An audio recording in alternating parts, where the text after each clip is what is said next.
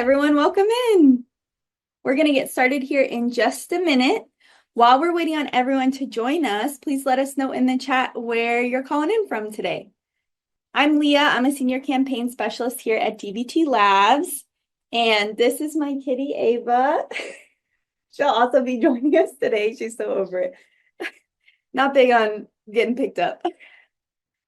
All righty, thanks, Ava. And Ava and I are joining you today from Portland, Oregon. So if you're just now joining us, please let us know in the chat where you're joining us from today. All righty, let's go ahead and get started. So thanks everyone for joining us for 1DBT, the control plane for data collaboration at scale.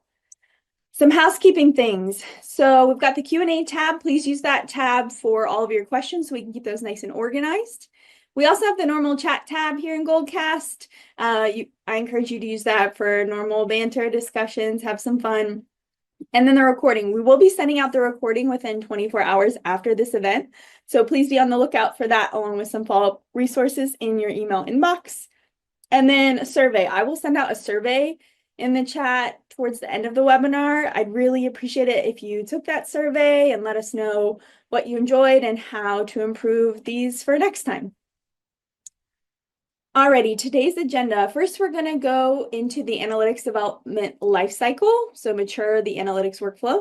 Then we're going to move into 1DBT and DBT Cloud data control plane, so centralize metadata, build context, improve collaboration, move faster.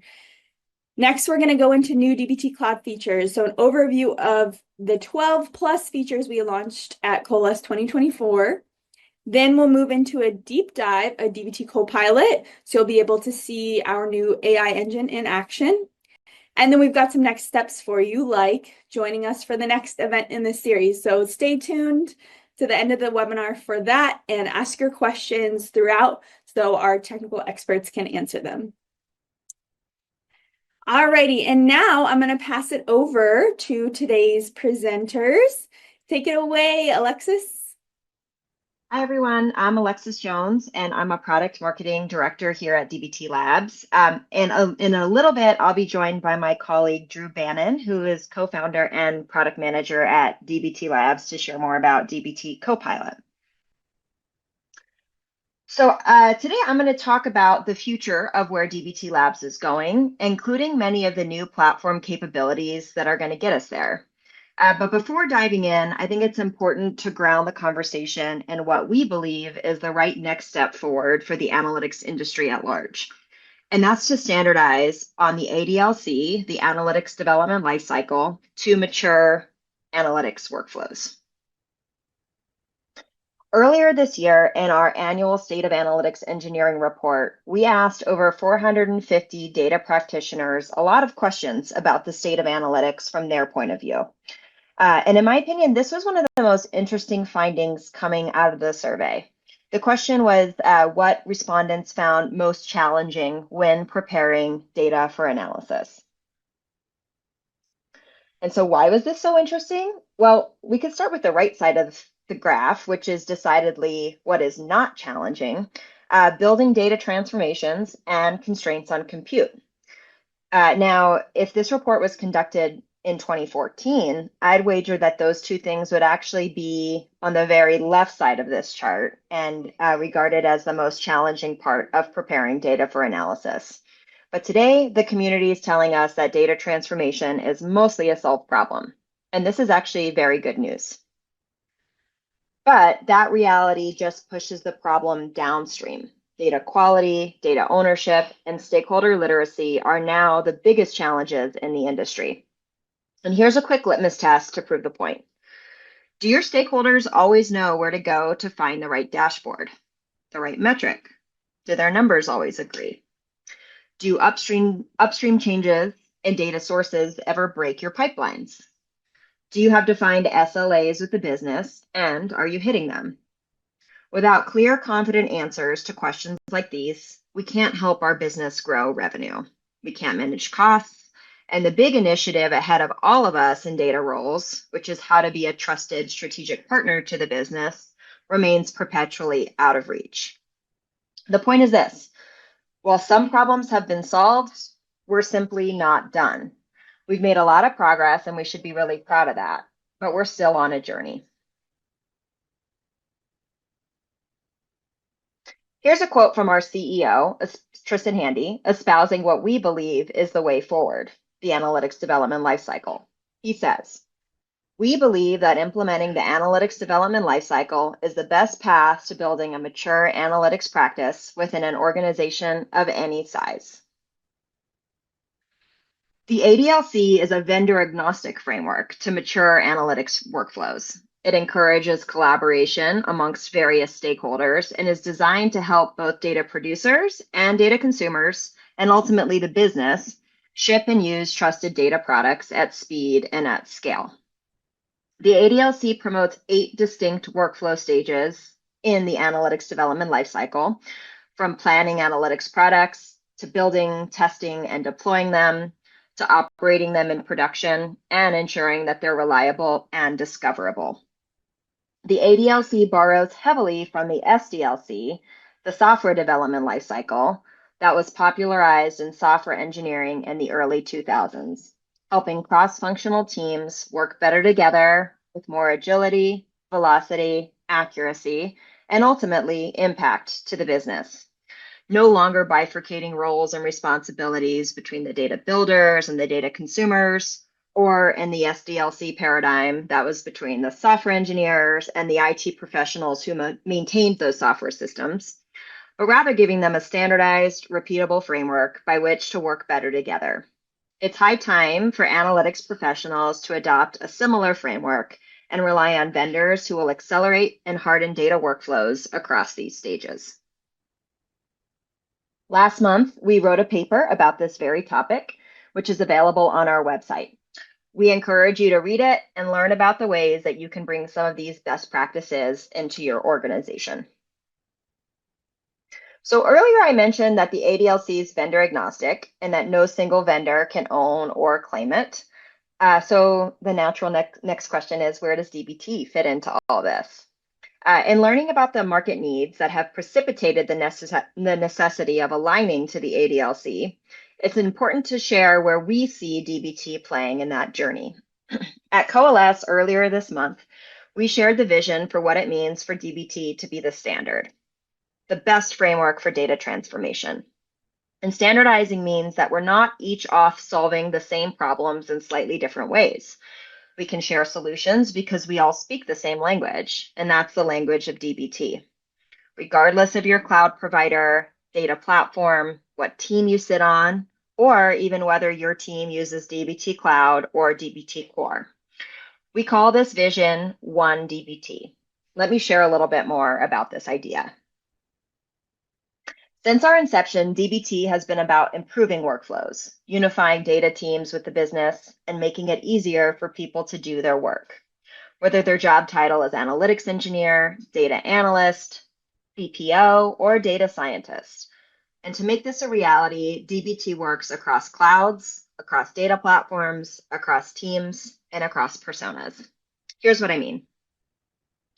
A product team in Seattle can deploy and run DBT in AWS, while the engineering team in London runs DBT on Azure. One DBT operating in the cloud environment that makes sense for your business. A data science team running Databricks can directly reference a DBT project that the finance team manages in Snowflake. Again, one DBT running in different data platforms without having to move or duplicate data. A central data team is modeling data with DBT Core that can be built on by a marketing ops team that uses the new visual editing experience in DBT Cloud. It's one DBT that incorporates knowledge from humans throughout the business. Again, all of this powered by just one DBT, one experience. Pretty cool. And so to fully appreciate this journey we've been on as a company, from core to cloud, to analytics engineers, to data analysts, to business stakeholders, it's helpful if I take a step back and walk you through the market events and needs that have influenced our product roadmap and strategy. A new data stack has emerged since the introduction of cloud-based data platforms over the past decade. And the core workflow surrounding those cloud data platforms is the process of bringing data in, from varied sources, whether databases, applications, streaming data, or otherwise, transforming that raw data into clean data models, and finally, pushing that transformed data out to a number of AI, BI, or analytics tools to visualize trends and make informed business decisions. DBT has sat in the middle of this workflow since our inception over 8 years ago. But with increased adoption of modern data systems and the strategic insights they have delivered to the business, we've seen the emergence of a peripheral data ecosystem. And that's because people started asking questions like, how can we automate these workflows from data source all the way through to the data consumer? How can we get visibility into data pipeline performance and health, troubleshoot issues, and optimize velocity and costs in the process? How can we increase data literacy across the company and improve data visibility and trust?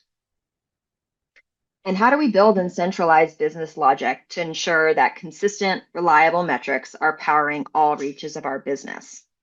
And so in response, we saw entire categories spring up for orchestration, data observability, data catalogs, and semantic stores to address these market needs. And this has all been really great progress for our industry and the maturity of it, but all of those add-on components have a unique and siloed way of surfacing subject-specific metadata with no centralized way to connect it or take holistic action on it. At the end of the day, your underlying data platform and pipeline becomes optimized, reliable, and cost-effective when it has context and awareness of all these varied work streams. With metadata fragmented across tools, teams, and platforms, how can you know that you have the right governance and trust foundation across the board? Thinking back to those challenges from our recent State of Analytics Engineering report, how can you improve data quality, promote data literacy, and clarify data ownership when all of this context is siloed across teams, platforms, and tools? Ultimately, centralizing these metadata silos will be the make or break for your ability to deliver on your company's data initiatives. We believe that the solution to all of this is a data control plane. A data control plane sits across your data stack, unifying capabilities for orchestration, observability, and more. Perhaps more important, a data control plane centralizes metadata across your business, allowing you to get both a universal view of what's happening in your data estate, but also providing signals to help you understand if data is fresh, your data platform is cost optimized, and if everyone is running from a common understanding of how business metrics are defined. And all of these workflows are supercharged with AI. In short, a data control plane is a technological solution to the people and process approach laid out with the ADLC. So the ADLC is a process thing, and DBT Cloud is our technological solution to helping users along various stages of the ADLC. It works across various cloud and data platform environments. It serves personas of varying technical backgrounds with a standardized, unified way to accelerate the analytics development lifecycle. And if you look at those categories included in the orange box, they look suspiciously like many of the stages of the ADLC, from developing analytics code to orchestrating it, observing it, and discovering it. DBT Cloud is a data control plane that helps users build, deploy, and leverage analytics products across various stages of the ADLC. As we set out to define a data control plane, we also aligned on 3 defining characteristics. These aren't the feeds and speeds or capabilities included with a technology solution, but more so a heuristic on what buyers should look for when evaluating various vendor solutions. And we believe that a data control plane should support and promote these 3 things.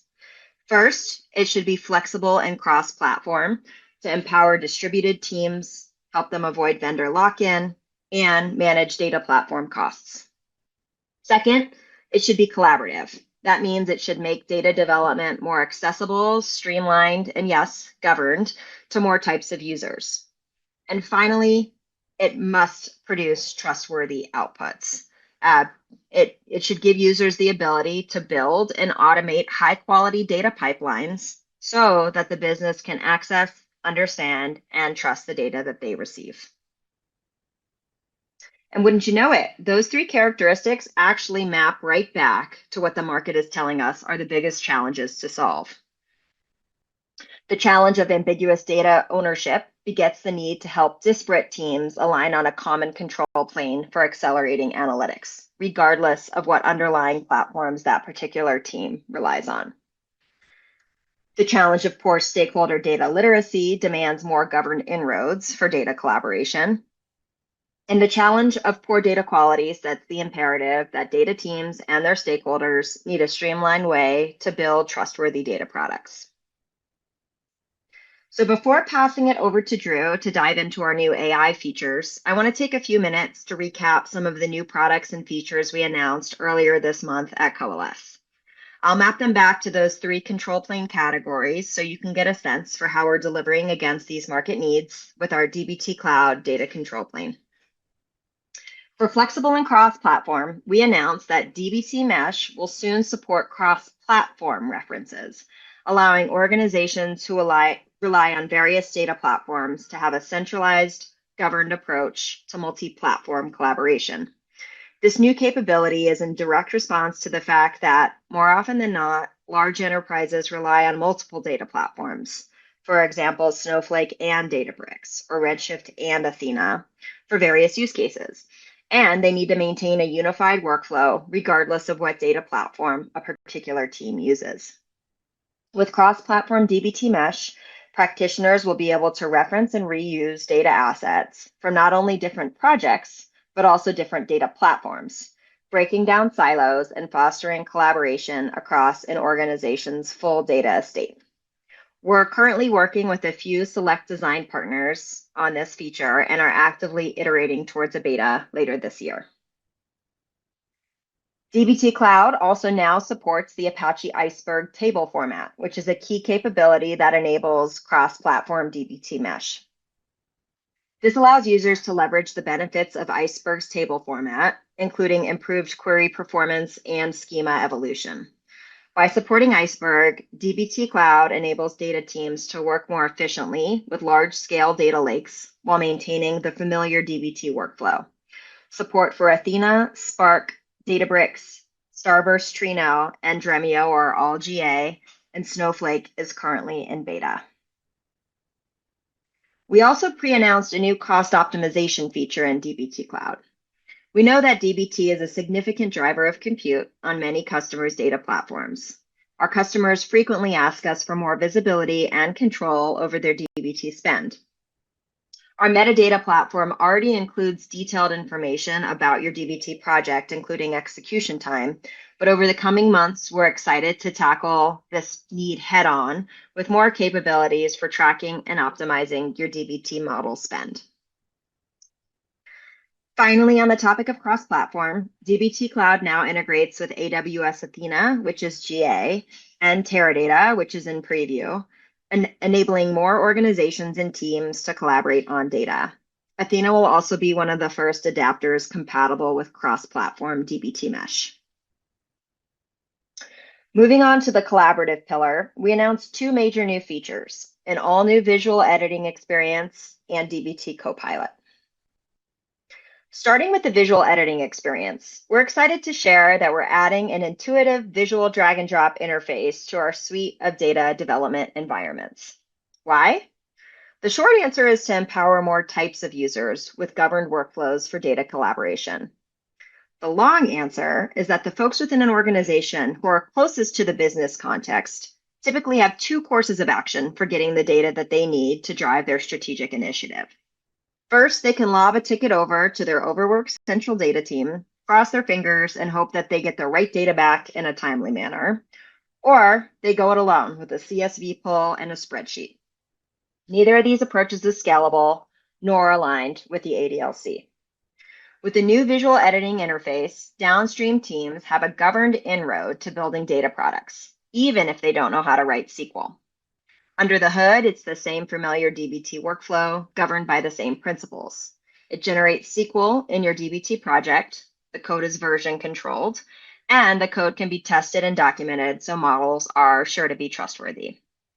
And it's not just for downstream teams.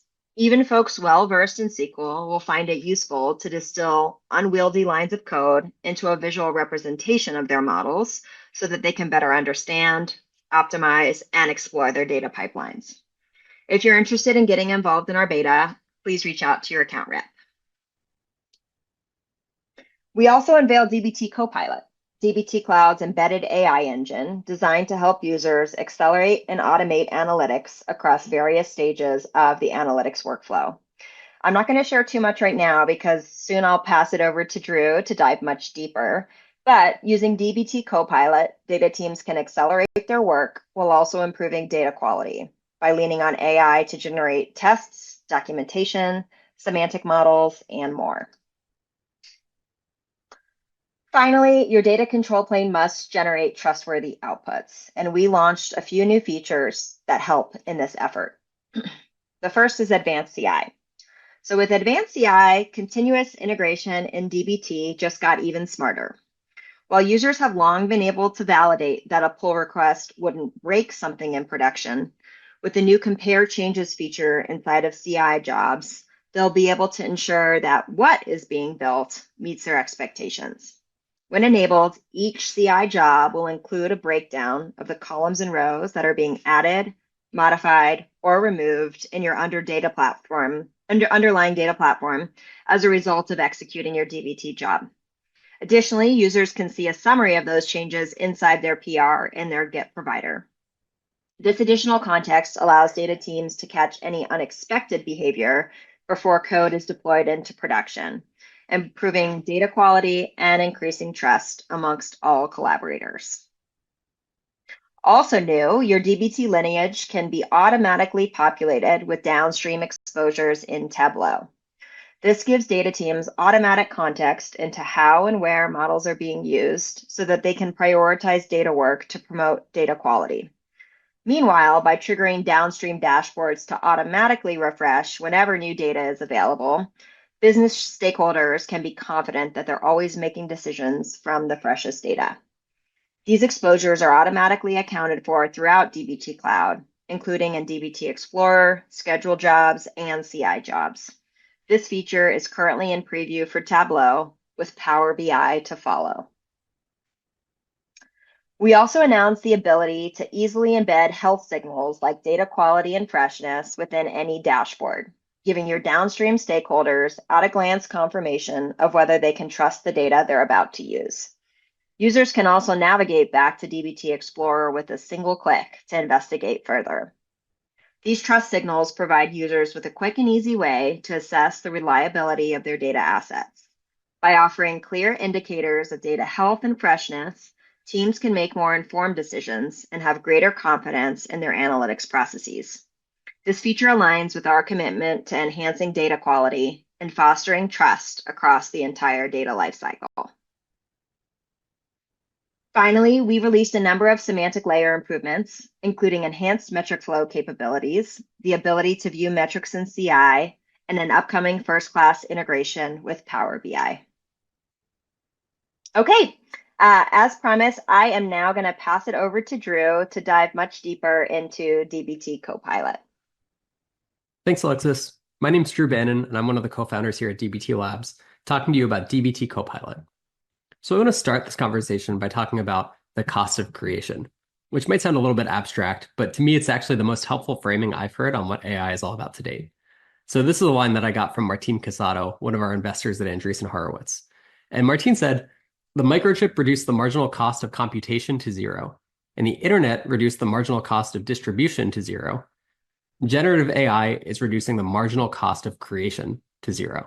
So I think it's really powerful, and I wanted to sort of explain this to you in a fun way. And so I gave myself a challenge, which was to create a line drawing of a man playing poker with his dogs. So there's two pictures here. One of them I drew by hand with a pencil and paper, and one of them I used a large language model to generate the image. So I want you to study both of these pictures and try to ascertain which one I drew by hand and which one was generated by a large language model. So make sure to study the fingers on both pictures because LLMs have a hard time generating fingers and hands. Okay, if you guessed that I drew the one on the left, you were correct. And that was probably pretty clear to you, actually. So I'm not an artist. I knew exactly the type of image that I wanted to create, and I could visualize it in my mind, but I don't have the requisite skills or talent or energy or time to actually make it myself. So when we say that generative AI is reducing the marginal cost of creation to zero, what we mean is like it cost me close to zero time, talent, or money to create this image with an LLM, whereas I could have spent the next 10 years practicing and probably not get even close to the picture on the right. So that's a powerful thing.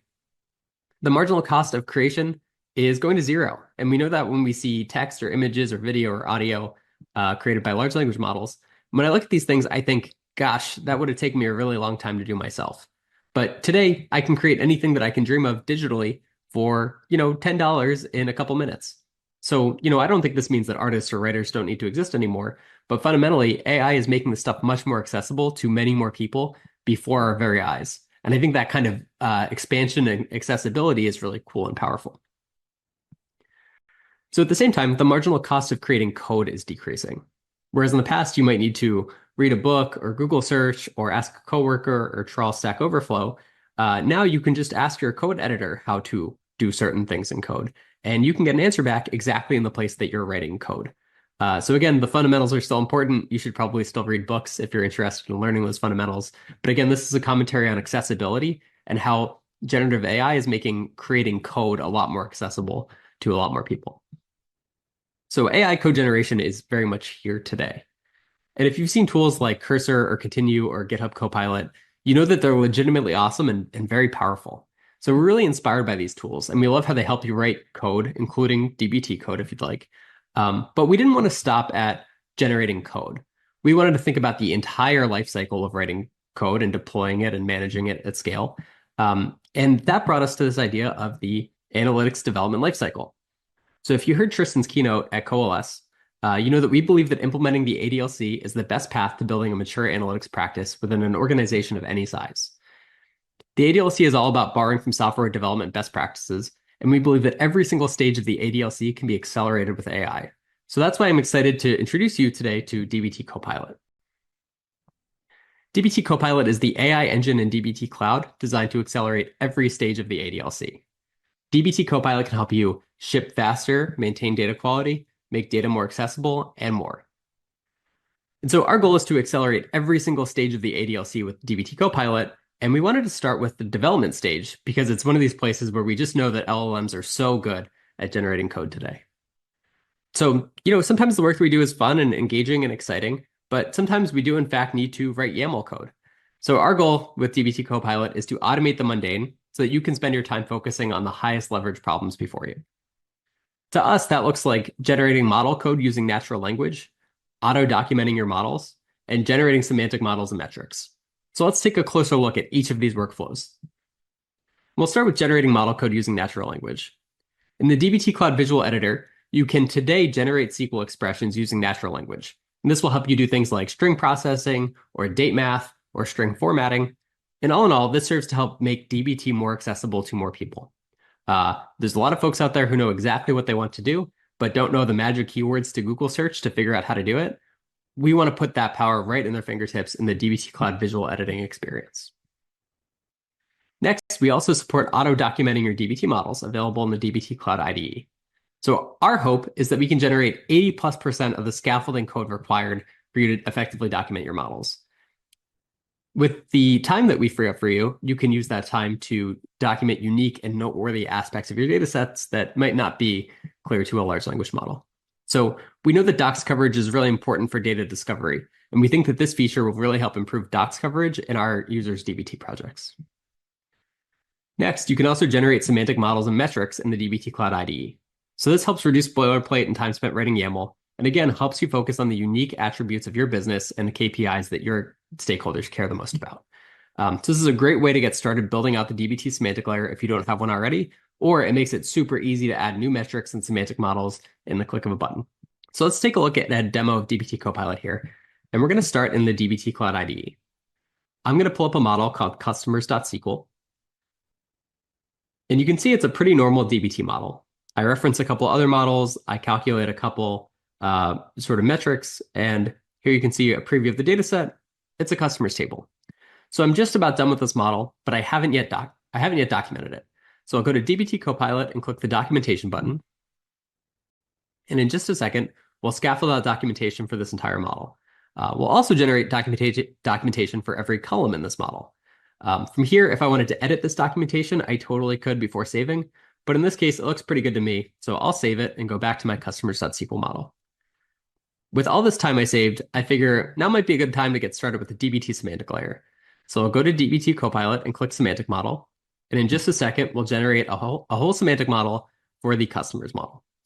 So here you can see we've described the semantic model and we've defined entities, dimensions, and measures for customers.sql.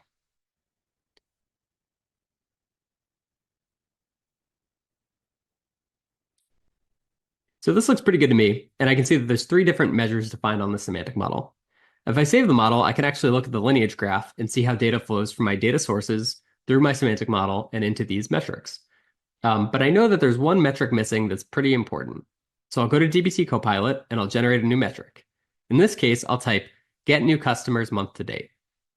When I press enter, we'll generate a new metric for this plain natural language metric definition and add it to the bottom of the YAML file. So here we can see that we correctly use the grain to date parameter for our new metric. And this looks great to me, so I'll go ahead and save it. Now when I pull up our lineage graph again, I can see that there's a new metric, new customers month to date in our lineage graph, and I've successfully added a new metric to my project. So from here, I want to switch over to our brand new visual editing experience in DBT Cloud. And I'll get started by creating a new model. And I'll just set up a new model here that uses an orders data set this time. So I can preview this model and see the columns and the data contained within it. And this is a fairly normal looking orders table. There's an order ID and a customer ID and things like that. But in this case, I only care about order ID and ordered at. So I'll preview just these 2 columns. And I can see that some columns are numbers, some are UIDs, but it doesn't matter. They all have order dates. And now I want to start manipulating this ordered at field. So I'll connect my data set to a formula, and I'll generate a new expression for days between ordered at and today. And when I press enter, we're going to generate SQL that uses a date diff correctly in this case, and I can preview the results. Here you see days since order as the rightmost column in this table, and we correctly calculate the number of days between ordered at and today. So those are just some of the ways that DBT Copilot is helping the development experience in DBT Cloud. Next up, we're going to take a look at the test stage of the ADLC.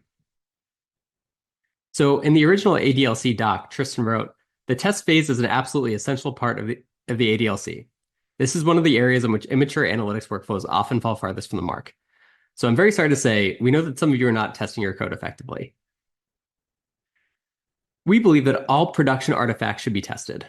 We know that testing can be tedious and slow, and it's easy to not do it or say that you'll come back later to do it, but few ever do. So our goal is to make it really, really easy to test your DBT code so that it would be silly to not add tests the first time around. So this manifests in 2 ways. First, with DBT Copilot, you can generate data tests in the click of a button for your DBT models. And second, coming soon, you'll be able to generate unit tests that mock input data and test tricky transformations for expressions like regular expressions, date math, long case when statements, and more. Let's take a look at this in action in the DBT Cloud IDE. So again, I'm looking at my customers.sql model.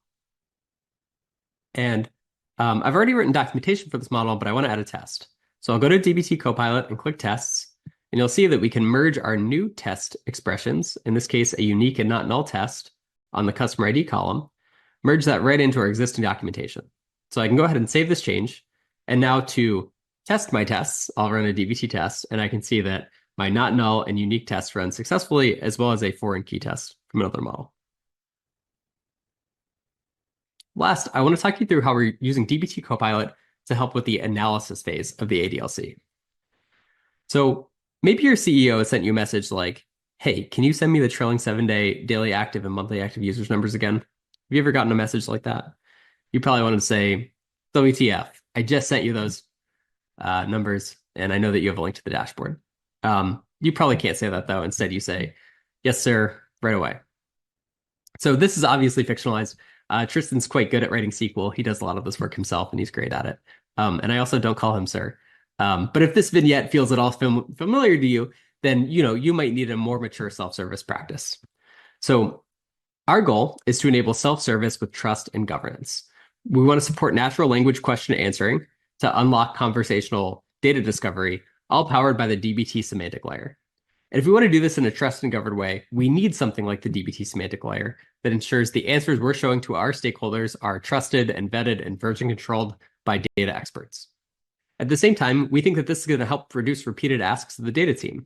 So if you can deliver instant insights to your stakeholders, that frees you up time to focus on higher impact work like performance optimization or cost tuning or things like that. So let's take a look at this in action in the Snowflake native app. So this is the DBT Snowflake native app. And here I can talk to our DBT semantic layer in natural language. And I'll say, tell me more about revenue. We'll retrieve a set of metrics that have something to do with revenue. In this case, total revenue shows up. So I'll click total revenue. Behind the scenes, we're running a semantic layer query that calculates all-time total revenue across every product and segment. And that number looks pretty interesting to me, but maybe I want to break this down by customer segment. So here I say, break it down by customer segment. And again, we'll run a semantic layer query that breaks down the revenue number all time by segment. So I can see the SQL code for this query. And importantly, this SQL was not generated by a large language model. It was generated procedurally and deterministically by the DBT semantic layer using trusted, governed, version controlled metrics. So we think this is a really powerful way to connect natural language querying to trusted metrics by way of the DBT semantic layer. I think Josh Carlson, director of analytics at Co42, said this really well. He said, my CFO doesn't want to see a dashboard. She wants direct answers like our ARR for the quarter. With the ability to chat with her data powered by DBT Copilot, she can instantly query well-defined metrics using conversational language so that she can get the answers that she needs and my team can get out of the business of building dashboards. I think that's a really powerful thing. And we think that self-service is great. And without a governed semantic layer, it's hard to trust that people are consuming data correctly. So this is why natural language querying and the DBT semantic layer are such a good pairing. Today, I showed you how we support the develop, test, and analyze phases of the ADLC with DBT Copilot. In the future, we want to support every stage of the ADLC with DBT Copilot to help you get better work done faster. So I want to lift up the hood on DBT Copilot and show you some of the nuts and bolts behind how we built this thing. So first, we know that organizations care a lot about safety and compliant use of their data. And so to that end, we've made it possible to supply your own OpenAI API keys if you'd prefer to use your own account instead of ours. In the near future, we're also adding support for customer-managed Azure OpenAI as well. Farther out in the future, we'll be looking into support for alternate LLM backends beyond OpenAI as well. If you're interested in something like that, please reach out. Next, we also know that your DBT coding conventions are really important to you. I was in a meeting in 2018 when Erica Louie on the DBT Labs team drafted our very first DBT style guide. My guess is that if you have a DBT style guide today, it was probably based on the same document written 5 years ago. So we wanted to take that same concept and put some more juice into it by bringing it right into the DBT Cloud IDE as a sort of prompt. So the idea is you can define your conventions in a version controlled file in your repository, and then we'll use those conventions when we generate SQL, tests, and more with DBT Copilot. So if you want to use leading commas, you can just tell the LLM. Well, please don't tell me. Okay, finally, I want to talk to you about our guiding principles for DBT Copilot. We want to make the best practice way to do it the easiest way to do it. So this looks like informed defaults that guide developers towards best practices as quickly as possible. We want DBT Copilot to be unobtrusive. We want it to be there when you want and out of your way when you don't. And finally, we care a lot about completing the entire workflow. So it's great to automate specific tasks, but what we think is really powerful is linking these different stages together to move you from development to testing, deployment, operational management, and more, ultimately analysis and discovery via DBT Copilot. So I covered a lot of ground today, and I just wanted to show you the feature availability breakdown for everything that we covered. So today in beta, you can generate data tests, documentation, semantic models, and metrics in the DBT Cloud IDE. And you can also chat with your data in the Snowflake native app using the DBT semantic layer. Soon, you'll be able to generate unit tests, generate model SQL, and experience more visual editing experience capabilities all in DBT Cloud. And farther off in the future, we're thinking about workflows like data discovery, code recommendations, automated code review, and support for other LLM providers. So that was a tour of DBT Copilot. I'm going to pass it back to Leah to close us out. Thank you. Thanks, Drew, and thanks so much for joining us today, y'all. Please continue to ask your questions in the Q&A tab, and we'll get them answered. Some next steps here for you. So if you're a DBT Cloud customer and are interested in joining the DBT Copilot beta, click the orange Talk to an Expert button here at the top of Goldcast, and someone from your account team will reach out to you shortly. If you are not a customer, you can also click the orange Talk to an Expert button to get a one-on-one DBT Cloud demo. There's much more to DBT Cloud than you've seen today, so I highly encourage you to do that. And then also, please don't miss our next virtual event in this series. We'll demonstrate the flexibility and cross-platform capabilities of the data control plane that Alexis highlighted earlier in this webinar.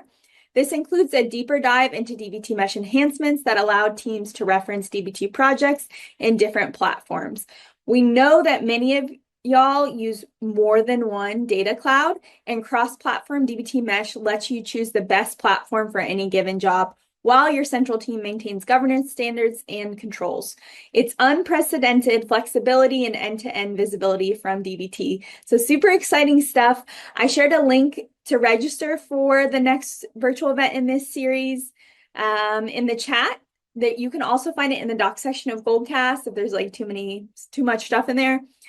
So please register for that, and we look forward to seeing y'all in December. And then lastly, there's a survey I also sent in the chat. So please take that 2-minute survey for us. We really appreciate your feedback, and we want to know how to improve these virtual events for y'all. And I just threw a lot of CTAs at you, so I'm going to go over them again just really quick. If you're a DBT Cloud customer and are interested in joining the DBT Copilot beta, click the orange Talk to an Expert button here at the top. If you're not a customer, you can also click that orange button to get a one-on-one DBT Cloud demo. And then please make sure you register for our next virtual event on this series, focusing on cross-platform and DBT mesh enhancements. And then please take that survey. We'd love to know your thoughts. Alrighty, well, let's give it up to our presenters today, Alexis and Drew. Thank you so much. And thanks y'all for joining us. And I hope you all have a wonderful day. Take care. Bye.